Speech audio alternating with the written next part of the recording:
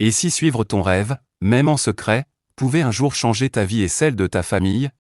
Une jeune fille de 19 ans, qui a prouvé que la passion finit toujours par triompher. Rita venait d'obtenir son baccalauréat. Pleine de rêves, elle regardait son père droit dans les yeux et dit « Papa, je veux être styliste. Je veux créer, dessiner, inventer la mode de demain. » Son père, tu feras le droit. Les jours passèrent, puis les mois. Rita s'inscrivit à l'université en droit. Mais son cœur n'y était pas.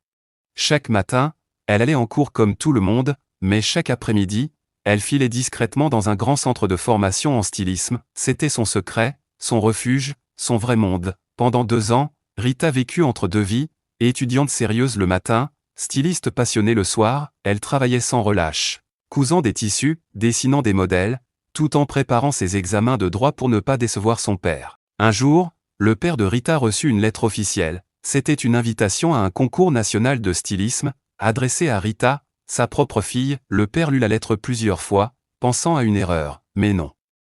Sa fille avait été sélectionnée parmi les 10 meilleurs jeunes stylistes du pays. Surpris, entre colère et curiosité, il appela Rita. « Explique-moi, qu'est-ce que c'est que ça ?» Rita, tremblante, avoua la vérité.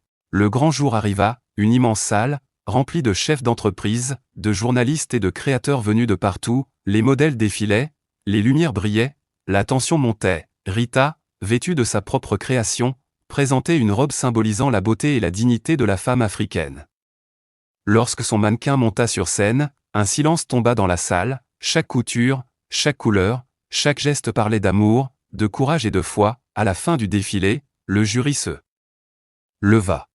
Le président du concours annonça, et le prix du meilleur styliste de l'année est décerné à Rita.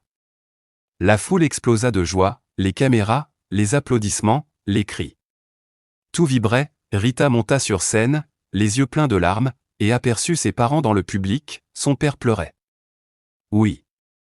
Ce même père qui refusait son rêve, pleurait maintenant de fierté. Après la cérémonie, il s'approcha d'elle, l'embrassa et dit « Ma fille, je suis fier de toi.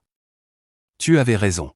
Le vrai succès, c'est d'aimer ce qu'on fait. » Rita répondit simplement « Merci papa, je voulais juste te rendre fier. » Toute la famille était heureuse, et comme un signe du destin, une année plus tard, Rita obtint aussi sa licence en droit. 2 rêves accomplis, 2 victoires. Rita prouva que les rêves ne meurent pas, même quand on les garde en secret. Elle montra que la passion, la patience et le travail finissent toujours par convaincre même les plus... Si cette histoire t'a touché, laisse un j'aime, abonne-toi, partage. Ici, chaque histoire te rappelle qu'il ne faut jamais abandonner ses rêves, peu importe ce que disent les autres.